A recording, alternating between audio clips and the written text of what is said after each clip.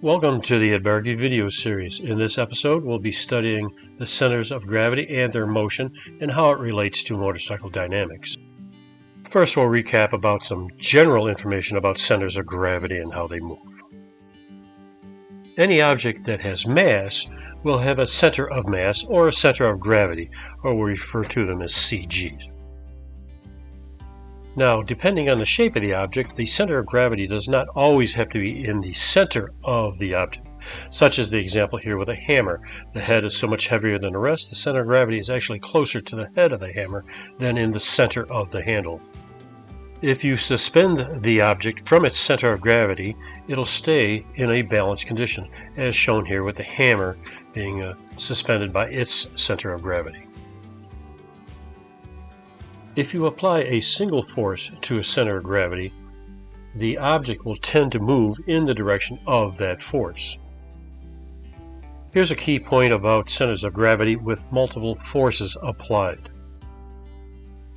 Now, if you add a second force to the center of gravity, these two forces will combine and generate a force vector, as shown in this diagram. The object will now try to move in the direction of the force vector. When the second force is added at a perpendicular or 90 degrees to the initial force, this will not reduce or diminish or affect the initial force whatsoever. That force will stay the same. Now let's look at the centers of gravity while riding a motorcycle. It's common knowledge that a motorcycle has a center of gravity. We're going to represent this with an orange symbol. It is also common knowledge that the human body has a center of gravity of its own, and this is represented by the green symbol. The confusion about centers of gravity come into play when the rider gets on the motorcycle. What happens now is the two separate centers of gravity from the bike and the rider will combine into a resulting or a combined center of gravity, shown here as a red symbol. Another important note about mass that has more than one center of gravity, like combined masses of two objects, the resulting center of gravity is generated, but all the forces acting on the motorcycle and all the math and everything we do in physics is calculated through the resulting or combined center of gravity. So when you're figuring out how a motorcycle or things move with centers of gravity, you work with the resulting combined center of gravity. Here we're looking at a rider in a standard riding position going straight down the road. Notice the center of gravities are all in line with each other and they're all directly pointing straight down at the tire contact patch. An important detail to note here, that is, if the motorcycle is going straight, the resulting center of gravity will always be directly above the tire contact patch. If it's not directly above the contact patch, the bike is either going to fall over or have to start turning. So if the bike is going straight, the center of gravity, the resulting center of gravity, is directly above the tire contact patch. Now we'll look at a motorcycle that's leaned over.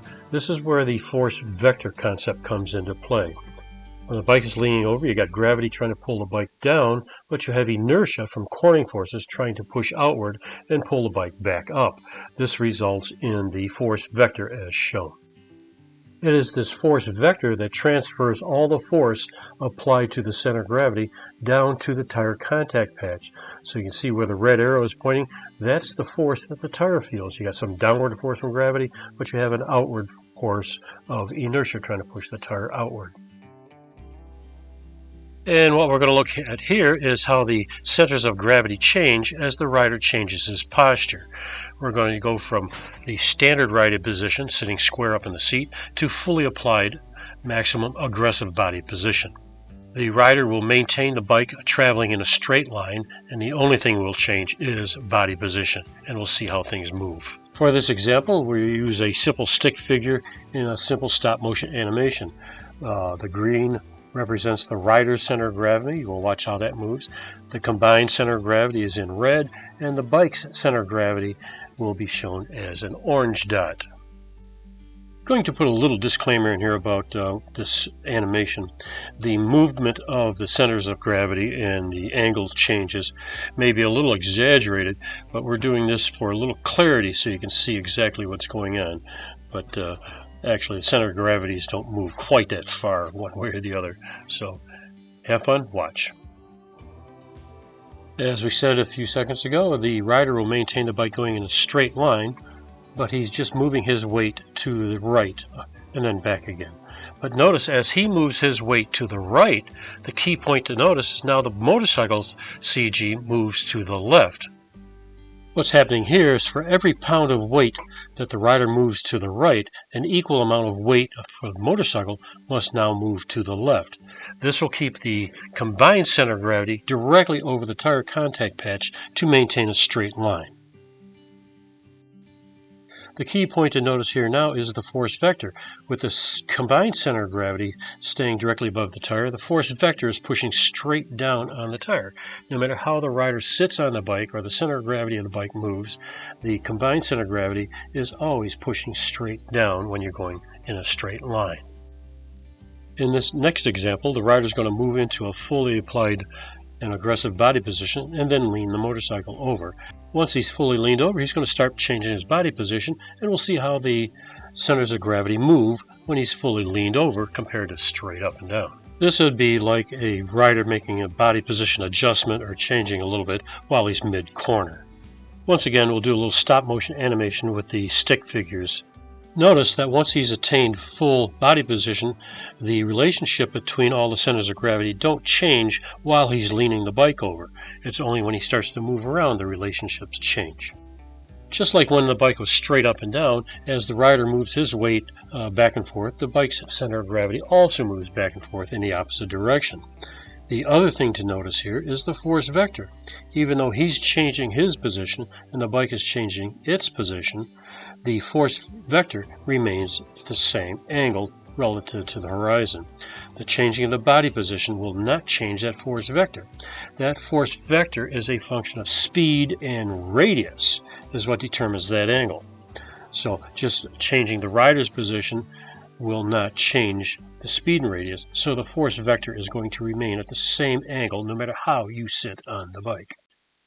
Now, the force vector is not changing, but one thing that is changing with body position is the motorcycle's lean angle, the lean angle of the chassis itself. The more the rider hangs off, the more the bike will straighten up.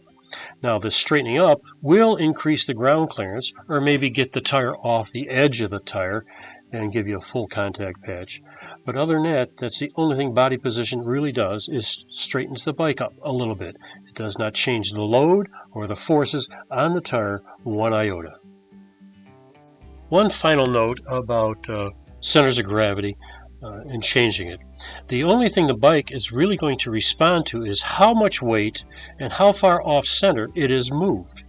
The motorcycle doesn't care if it's your head, shoulders, your stomach, your midsection, or if you're hanging a bowling ball off to one side. It doesn't care. All it knows is how much weight and how far it's hung off center.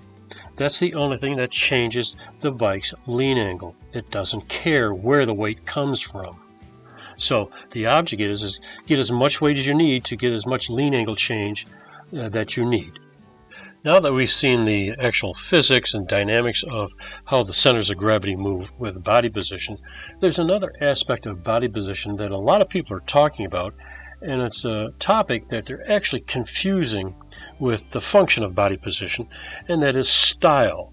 There's a lot of people telling you and talking about style and referring to it as body position and how it affects the bike. We will look at body position, effective body position, and what I call style, and the differences and what they actually do for the motorcycle in a later video. So tune back in and see if you can pick up some more pointers. Thank you for watching. See you in the next video.